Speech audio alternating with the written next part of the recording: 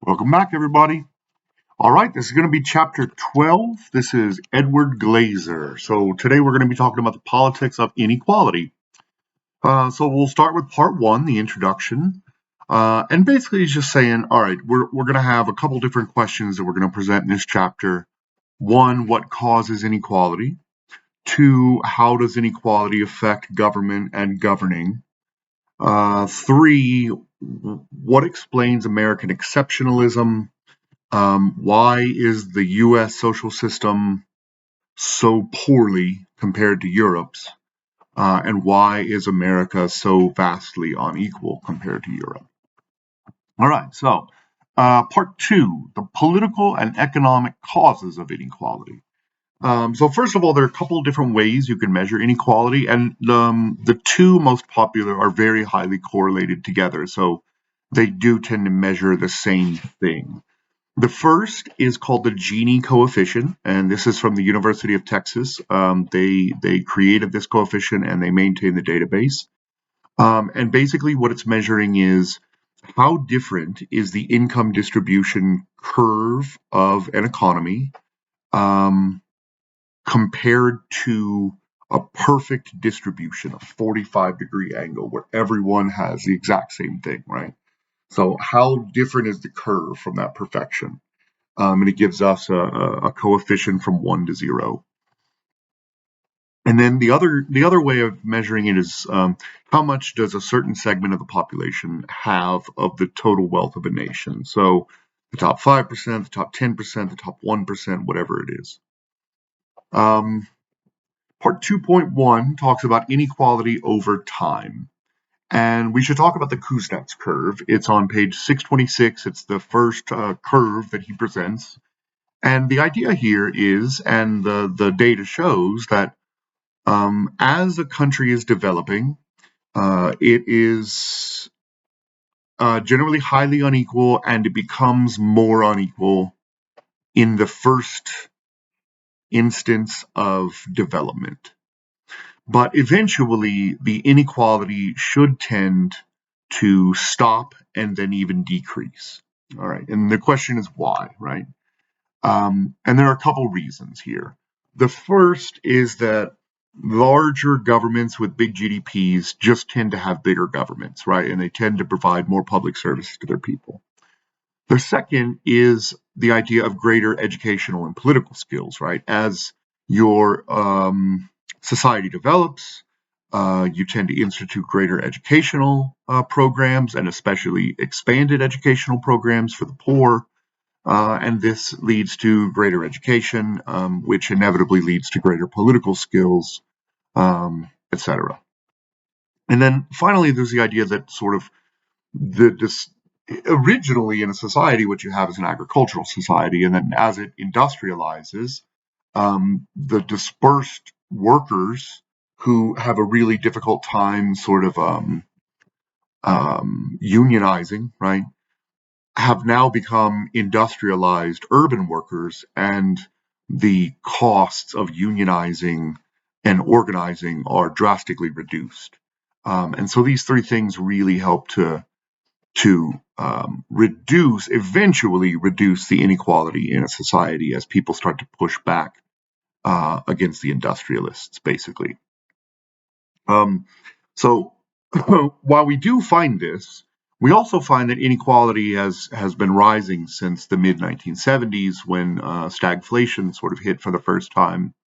And it has been rising ever since, and especially so in the United States. And there are a few reasons for this. There's sort of the skilled versus unskilled argument, right? As countries become very highly developed, you leave some workers behind. And so you get inequality as the skilled become wealthy and sort of stable, while the unskilled are sort of stuck in poverty and instability. You also have sort of just the general forces of trade and globalization, right? Um, as countries have a comparative advantage in things like labor, as sort of the developing economies do, like South Korea during the 50s and 60s, China, arguably today, as these countries sort of taking on the manufacturing jobs because their labor is so so poor or so inexpensive.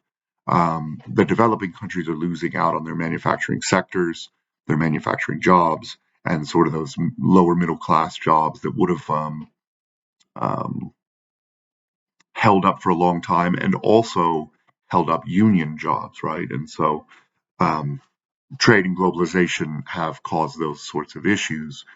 Just the general decline in unions in America has been arguably disastrous when it comes to sort of pushing redistributive policies and fighting this back against capitalism and sort of the industrialists. Um, we also tend to see in America sort of a lot of tax loopholes.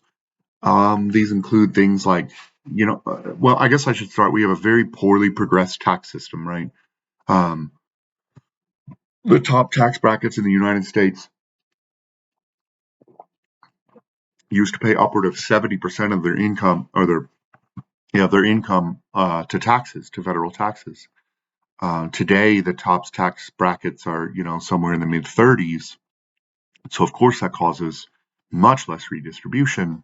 But on top of that sort of cut in the progressiveness of our tax schedule, we also have a lot of loopholes for the wealthy and for corporations. Um, even though you're supposed to pay 35% on your income if you're in the top tax bracket, in America, you only pay, say, 12 to 15% on what are called dividends, returns from stock markets. They don't actually count as quote unquote income. And so there are ways around having to pay taxes for the very wealthy, right? And our tax system has allowed for this. Um, there's also very low enforcement of financial crimes in the United States. There was nothing happened even after 2008 and 2009 when our entire system collapsed and all um, the mortgage-backed trades collapsed because people stopped paying their mortgages. But no one went to jail. Nobody was charged with anything. Um, there was a single woman who went to jail who worked for an insurance company um, who faked a name and signature to steal. Well, I shouldn't say steal, to foreclose on a million or more homes. And so they discovered that there was this sort of scheme where this insurance company was signing off on these mortgages and saying that they had all the paperwork in order and that the bank could go ahead and foreclose. But then they found out that the person who had signed over 1 million of these signatures didn't actually even exist. And this one woman went to jail. But nobody at the banks and nobody at the insurance companies and nobody at the stock exchange got in any trouble whatsoever. Most of them kept their jobs and their multi-million dollar sort of bank payouts and bonuses. And so, we don't have financial crime enforcement in this United States, only if you go so far to the extreme that they catch your eye, like Bernie Madoff, who ran off with like $15 billion of people's money in this Ponzi scheme. So this giant collection of problems with the U.S. system has led to incredible inequality in our system. All right, so we'll move on. Part 2.2: How do we explain inequality across societies? Right, not within countries, but across countries. And there are a couple different ways to look at this: educational, ethnic, and institutional. And from an educational perspective, I think this is a really good fit, actually. It argues that inequality is in many ways based on citizen education systems in the nation, right? And that great education and widely dispersed skill sets allows for sort of the Northern European countries a lot more opportunity and a lot less inequality. Whereas in countries like Brazil or India, where the educational system is broken or only really available to society's elites, um, only a fewer people are going to have this sort of knowledge-based job, whereas the rest are going to have to work in service industry or um, the agrarian industry or things of that sort. And so you get this extreme inequality in societies like that. And I think this fits well, right, for the American education system. Our high school system education is arguably broken. It's really poorly compared to much of the developed world. We do not score very well on reading, on math, on science, on anything really. We're really lagging behind. Um, and yet we have the world's best college education system. And some of this can be explained by sort of the elite versus the bottom problems that we see, where the elite have sort of watered down public education systems and sent their kid to parochial or private schools. Um, and only top quality education in the United States is really only available to the wealthy, right? To those who can afford to pay for college and to those few who can afford to pay for private schools rather than sending their kids to public schools. Whereas in Europe, most of all of this is absolutely free and very, very high quality. And they pay their teachers very well. It's a really highly respected position in Europe. Um, so it sort of explains again why we have such high inequality in the United States, because we've watered down our public education system in preference for an expensive private education system to make sure that some people just don't have access. Um, but I would also say that Asia sort of fits the bill here, right? For this theoretical explanation, uh, Asia was doing very poorly in the 1950s, right? But since then, in the last 75 years, Japan became one of the greatest economies on the planet. Singapore, again, South Korea with their market export, their market-driven export economy. Uh, they all have incredible education systems that are highly egalitarian and highly driven on results, right? Um, so those systems have tended to do much better than those systems in, say, Latin America, even though both were sort of based on colonialism in a sense. Latin America educational system has only really been available to the highly wealthy and sort of the white colonials, whereas in Asia, it was available to everyone across the board. Okay, so we'll move on to ethnicity. We also find that ethnic fractionalization, um, the more widely heterogeneous your society it is racially, and also a history of colonialism can explain the sort of problems that developing states have, right, where only the whites receive the best education. And again, Asia kind of fits the bill here. But we also find that the more fractionalized a society is, the less redistribution that people are willing to put up with, and that people tend to be unwilling to vote for social welfare programs that would go to quote unquote others, and also use the issue to sort of rail against the others stealing their tax contributions, right? And so we see this in the United States in the Conservative Party, the fear of redistribution and how poor Black and Brown people are going to manipulate the system or whatever. We also see it in at least we're starting to see it a lot in Europe because of the sort of massive migration in the mid 2010s of Syrians and Libyans and Middle Easterners and Northern Africans, because of the just incredible poverty and civil wars that were occurring in the area. And so you saw an influx of millions of migrants into Europe. And so lately, there's been more of a pushback in Europe and a sort of rise of the right wing, the even the far right wing, like neo Nazis in Germany and things like that. So it's a little concerning. But we'll talk a little bit more about that in a minute. There's also the idea that institutions affect inequality, right? We know that majoritarian districts, as we've learned previously in this class, tend to focus their redistribution programs on swing districts rather than on a wholly beneficial program, a sort of universal program. they'll try to just focus on the swing districts so that they can win elections. And so we have a majoritarian system in the United States, and so we have much weaker social justice systems or social welfare systems. Okay, part 3. What are the impacts of inequality on politics? And again, he says there's basically 3 different ways we can look at this. There's the median voter approach. We learned about this, I think, in the chapter just previous to this one, where rising inequality should lead the sort of median voter to get closer to the redistribution opinion. And so you should see post-election redistribution as inequality rises. But we find the exact opposite, that as inequality rises, you get less redistribution. So we'll throw that one out the window. We also have the idea of influence, right? Rising inequality can have the opposite effect.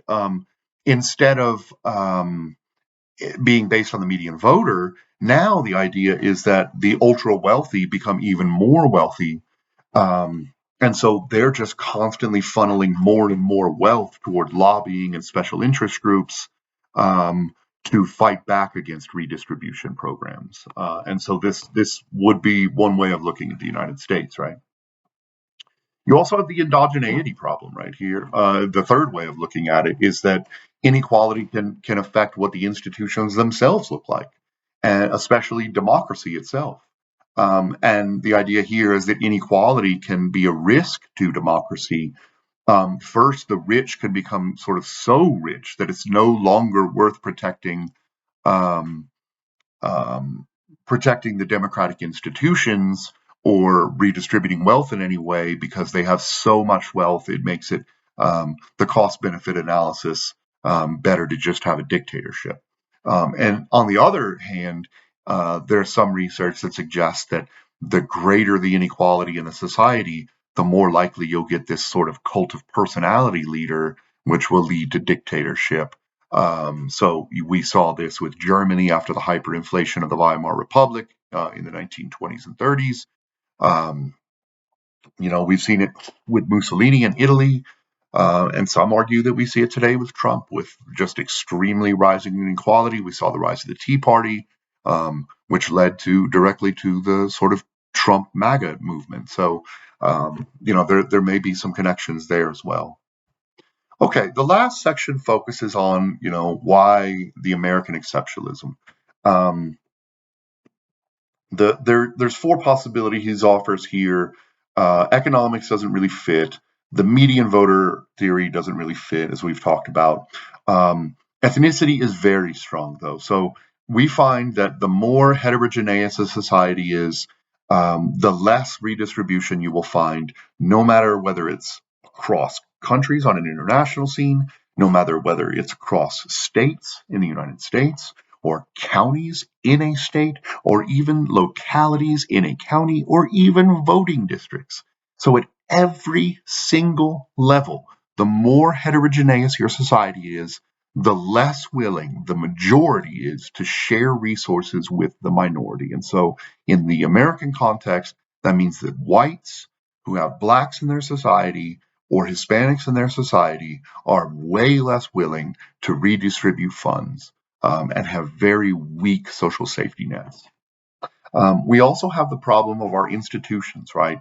PR systems have to go out and try to win voters from a vast swath of the voting public, whereas in single member districts, you can focus on a very narrow swath or even swing districts. So that changes our policy.